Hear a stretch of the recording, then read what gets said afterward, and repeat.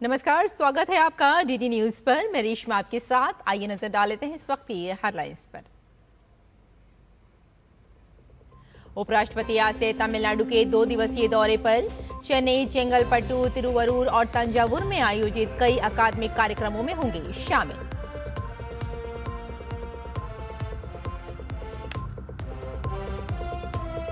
गृह मंत्री अमित शाह राजस्थान की यात्रा पर। उदयपुर, निम्बाहेड़ा और अलवर में विभिन्न विकास कार्यों का करेंगे लोकार्पण और शिलान्यास।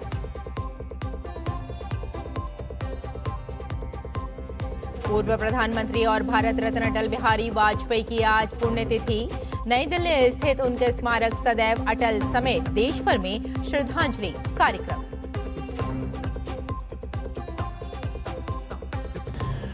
उत्तर प्रदेश, उत्तराखंड, ओडिशा और अरुणाचल प्रदेश में आज तेज बारिश का ऑरेंज अलर्ट।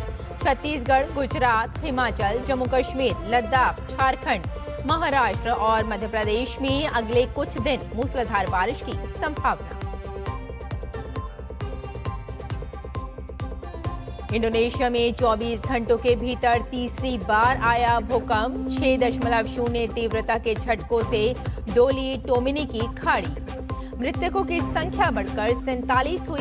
राहत और बचाव अभियान जारी।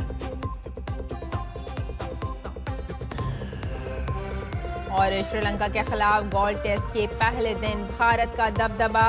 आज दूसरे दिन 2 विकेट पर 288 के आगे खेलेगी team India. Devdutt Padikkal 131 run पर नाबाद।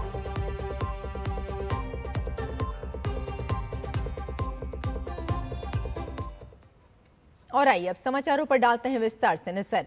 उपराष्ट्रपति सीपी राधाकृष्णन आज से तमिलनाडु का 2 दिवसीय दौरा करेंगे। इस दौरान वे चेन्नई, चेंगलपट्टू, तिरुवरूर और तंजावुर में आयोजित होने वाले कई अकादमिक, स्मृति और साहित्यिक कार्यक्रमों में भाग लेंगे।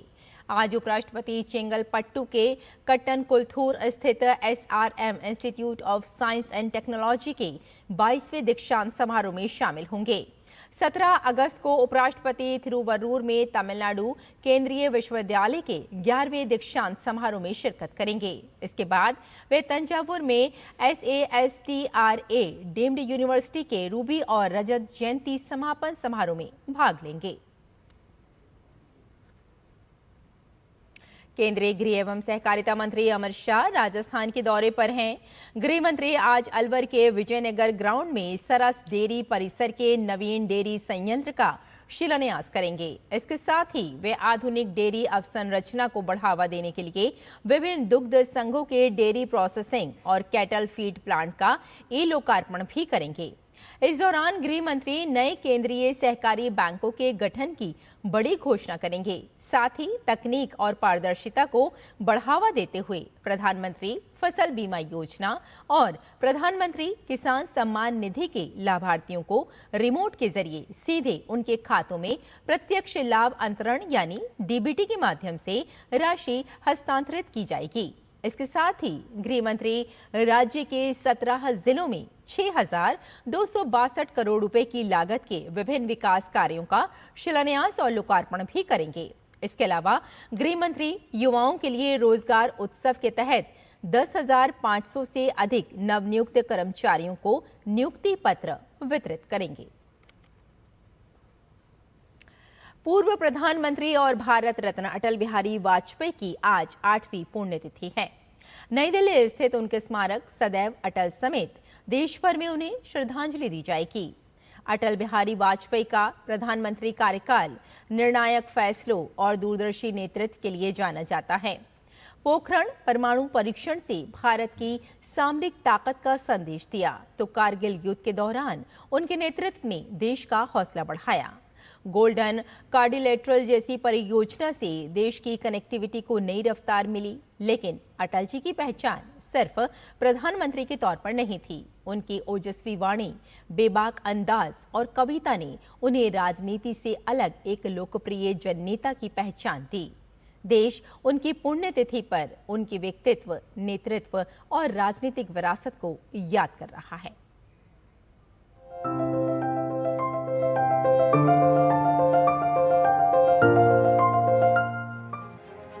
इतिहास के एक लंबे कालखंड को खुद में समेटे अटल बिहारी वाजपेयी का सफर कई मायने में ऐतिहासिक रहा। ये सफर शुरू हुआ 25 दिसंबर 1924 को, जब वे ग्वालियर में पैदा हुए। उन्होंने अपने सियासी सफर की शुरुआत आजादी की लड़ाई से की थी और 1942 के भारत छोड़ो आंदोलन में जेल भी गए। श्यामा प्रसाद मुखर्जी के काफी करीब होने के कारण अटल जी ने अपनी राजनीतिक पारी की शुरुआत जनसंघ से की और जनसंघ के टिकट पर ही पहला चुनाव 1957 में बलरामपुर से जीता। उनकी हाजिर जवाबी और वाणी की ओज पूरे दम खम के साथ संसद में गूंजी। लोकतंत्र की इस विशेषता को वर्धमान करने के लिए कटिबद्ध हैं। अटल जी 1977 से 1979 तक मोरारजी देसाई की सरकार में विदेश मंत्री भी रहे। बतौर विदेश मंत्री अक्टूबर 1977 में संयुक्त राष्ट्र महासभा में हिंदी में बोलते हुए अटल जी ने भारत के वसुधैव कुटुंबकम के सिद्धांत को पूरी दृढ़ता के साथ रखा। वसुधैव कुटुंबकम की परिकल्पना बहुत पुरानी है। भारत में सदा से हमारा इस धारणा में विश्वास रहा है कि सारा संसार एक परिवार है। उनके जीवन का असली मोड़ आया साल 1980 में, जब भारतीय जनसंघ पार्टी और राष्ट्रीय स्वयंसेवक संघ ने बीजेपी की नींव रखी। यहां से अटल जी को एक नई सियासी रफ्तार मिली, जिसकी पहली धमक 1996 के लोकसभा चुनाव में दिखाई दी। करीब 4 दशकों तक विपक्ष में रहने और जमीन पर कड़ी मेहनत करने के बाद वो पहली बार देश के प्रधानमंत्री बने। हालांकि उनका पहला कार्यकाल महज 13 दिन ही चल सका, लेकिन सरकार छोड़ते वक्त उनका दिया गया भाषण इतिहास के पन्नों में दर्ज हो गया। सत्ता का खेल तो चलेगा, सरकारें आएंगी जाएंगी, पार्टियां बनेगी बिगड़ेंगी, मगर ये देश रहना चाहिए। जनता ने 2 साल के भीतर ही वाजपेयी के हाथ में एक बार फिर से देश की बागडोर सौंपी और 1998 में उनके नेतृत्व में राष्ट्रीय जनतांत्रिक गठबंधन यानी एनडीए की सरकार बनी। प्रधानमंत्री के रूप में उनका दूसरा कार्यकाल कई मायनों में ऐतिहासिक रहा। India conducted 3 underground nuclear tests in the Pokhran range. Bharat Pakistan पड़ोसी, साथ साथ रहना है। 3 बार लड़ चुके लड़ाई, कितना महंगा सौदा। हम शांति चाहते हैं, ये तो दुनिया ने देखा।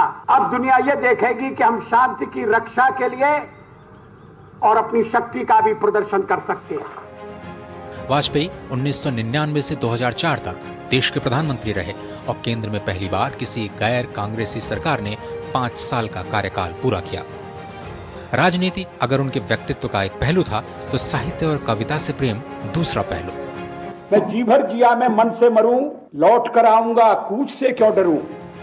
2015 में भारत रत्न से सम्मानित अटल जी 16 अगस्त 2018 को इस दुनिया से अलविदा हो गए। भले ही अटल बिहारी वाजपेयी आज हम सबके बीच नहीं हैं, लेकिन उनके शब्द, उनके भाषण, उनके विचार और समाज के लिए किए गए उनके काम हमेशा हमेशा हमारे साथ रहेंगे। Bureau report, DD news.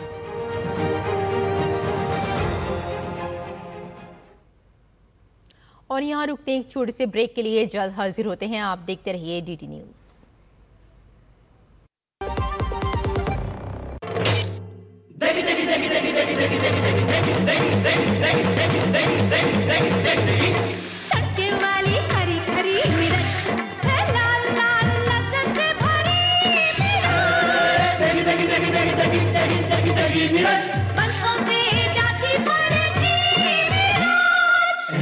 की देगी मिर्च, देगी मिर्च का तड़का, अंग अंग फड़का। MDH की देगी मिर्च।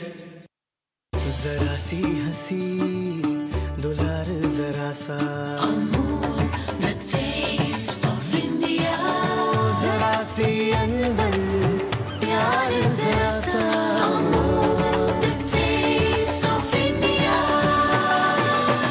यही तो अमूल है स्वाद इंडिया का, यही तो अमूल है टेस्ट ऑफ इंडिया।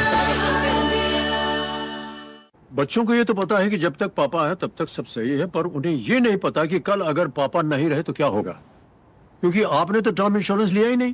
थोड़ा तो समझदारी से काम लीजिए, पॉलिसी बाजार से टर्म इंश्योरेंस ले लीजिए। परिवार सबसे पहले। पॉलिसी बाजार पे 1 करोड़ का टर्म इंश्योरेंस सिर्फ 410 रुपए हर महीने से शुरू होता है।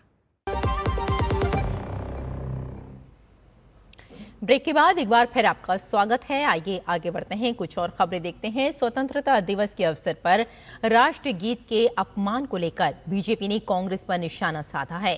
बीजेपी के राष्ट्रीय प्रवक्ता सुधांशु त्रिवेदी ने आरोप लगाया कि कांग्रेस नेतृत्व ने वंदे मातरम के गायन के दौरान उचित सम्मान नहीं दिखाया। उन्होंने कहा कि कांग्रेस कार्यालय में हुए कार्यक्रम के दौरान सोनिया गांधी, कांग्रेस अध्यक्ष मल्लिकार्जुन खड़गे और लोकसभा में नेता प्रतिपक्ष राहुल गांधी बातचीत करने और इशारे करते नजर आए। डॉक्टर त्रिवेदी ने इसे करोड़ों देशवासियों की भावनाओं को आहत करने वाला बताया और कांग्रेस नेतृत्व के आचरण की निंदा की। पहला स्वतंत्रता दिवस है जब वंदे मातरम संपूर्ण और सांगोपांग रूप में गाया गया, परंतु उसी के साथ एक बहुत विचित्र, विडंबनापूर्ण और दुर्भाग्यपूर्ण दृश्य देखने को मिला जब कांग्रेस कार्यालय में वंदे मातरम गीत गाया जा रहा था। उस समय कांग्रेस की supreme leader Sonia Gandhi ji, super अध्यक्ष राहुल गांधी जी और सिटिंग अध्यक्ष मल्लिकार्जुन खड़गे जी बहुत ही विचित्र और आपत्तिजनक तरीके से असम्मान व्यक्त करते हुए एक दूसरे से बातचीत करते हुए नजर आए, किसी को बुलाते हुए नजर आए और कोई व्यक्ति आकर उनसे कुछ बता भी रहा था और एक दूसरे को इशारे कर रहे थे। यह राष्ट्रगीत वंदे मातरम के प्रति उनका अपमान है, जिससे करोड़ों करोड़ों भारतवासी बहुत आघात महसूस कर रहे हैं। इसके अलावा कांग्रेस कार्यालय का एक और वीडियो सामने आया है जिसमें दावा किया जा रहा है कि राहुल गांधी कथित तौर पर वंदे मातरम को लेकर विवादित बात कर रहे हैं। इस वीडियो में राहुल गांधी कथित तौर पर ये कहते सुनाई दे रहे हैं कि वो वंदे मातरम का अपना वर्जन गाएंगे, जबकि हाल ही में वंदे मातरम के पूर्ण संस्करण को राष्ट्रगान के समान कानूनी संरक्षण दिया गया है।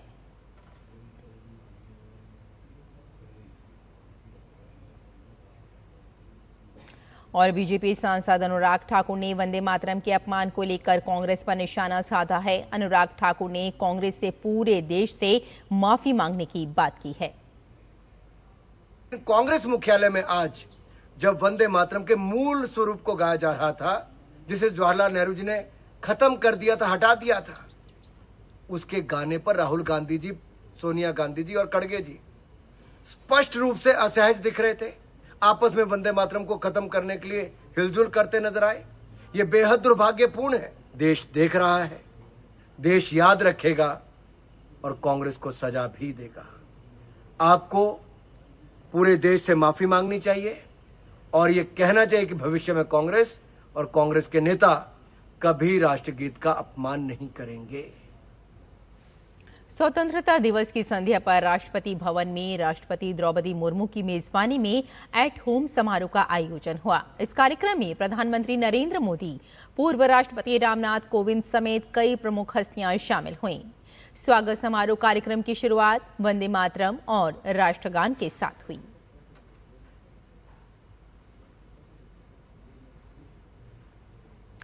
और झारखंड के रांची में जेपीएससी और जेएसएससी की भर्ती परीक्षाओं में हुई कथित धांधली को लेकर छात्रों का विरोध प्रदर्शन अब तेज हो गया है।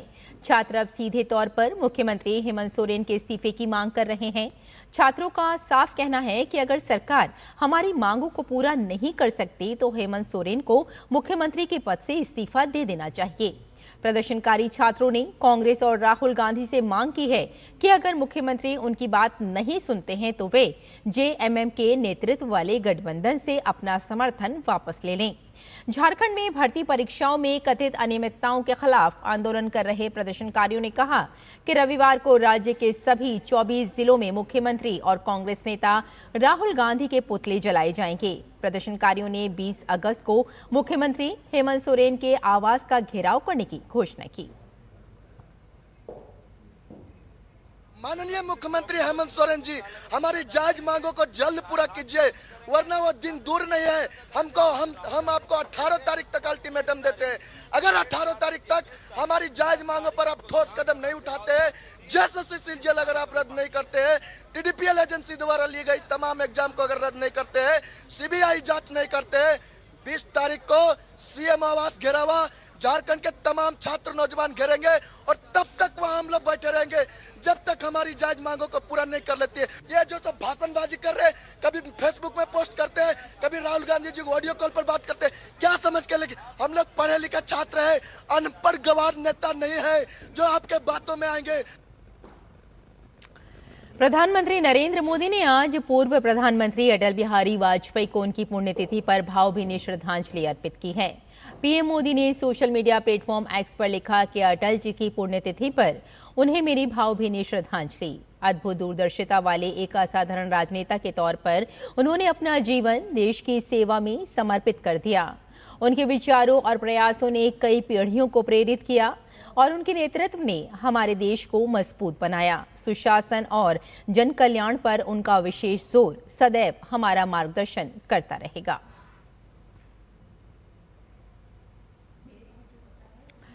राष्ट्रीय परीक्षा एजेंसी आज यूजीसी नेट जून 2026, सीएसआईआर नेट और आईसीएआर की अखिल भारतीय प्रवेश परीक्षा के लिए प्रोविजनल आंसर की जारी करेगी। पीएचडी कार्यक्रमों के लिए अखिल भारतीय प्रतियोगी परीक्षा की उत्तर कुंजी भी आज जारी की जाएगी। एजेंसी ने सोशल मीडिया पोस्ट में बताया कि अंतिम उत्तरी कुंजी आधिकारिक वेबसाइट पर उपलब्ध होगी। एजेंसी ने अभ्यर्थियों से अपील की है कि वे केवल एजेंसी की आधिकारिक सूचना पर ही भरोसा करें। और दिल्ली सरकार ने डीटीसी और क्लस्टर बसों में महिलाओं के लिए कागजी पिंक टिकट की सुविधा 31 अगस्त तक बढ़ा दी है। मुफ्त बस यात्रा की पात्र महिलाएं अब इस अवधि तक कागजी पिंक टिकट का इस्तेमाल कर सकेंगी। यह सुविधा 16 अगस्त को खत्म होनी थी और इसके बाद पिंक सहेली स्मार्ट कार्ड अनिवार्य होना था। सरकार ने अधिक महिलाओं को स्मार्ट कार्ड बनवाने का मौका देने के लिए ये अवधि बढ़ाई है। दिल्ली में अब तक करीब 18 लाख पिंक सहेली कार्ड वितरित किए जा चुके हैं। स्मार्ट कार्ड जारी करने के लिए 50 अधिकृत केंद्र बनाए गए हैं। सरकार का लक्ष्य धीरे धीरे कागजी टिकट व्यवस्था खत्म कर पूरी तरह स्मार्ट कार्ड प्रणाली लागू करना है। इसके लिए जागरूकता अभियान भी तेज किए जाएंगे। और झारखंड के लातेहार जिले में एक कंटेनर ट्रक ने एक ऑटो रिक्शा और मोटरसाइकिल को टक्कर मार दी, जिससे 6 लोगों की मौत हो गई। ये हादसा चंदवा थाना क्षेत्र के डेढ़ टंगवा घाटी में शाम करीब 5 बजे से 6 बजे के बीच हुआ। मृतकों में अफसारी खातून और उनके 7 वर्षीय बेटा अमजद शामिल है। मृतकों में से 3 लोग लातेहार के निवासी थे।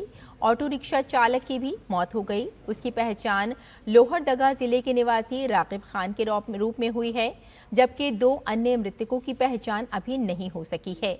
शवों को पोस्टमार्टम के लिए सदर अस्पताल भेज दिया गया है।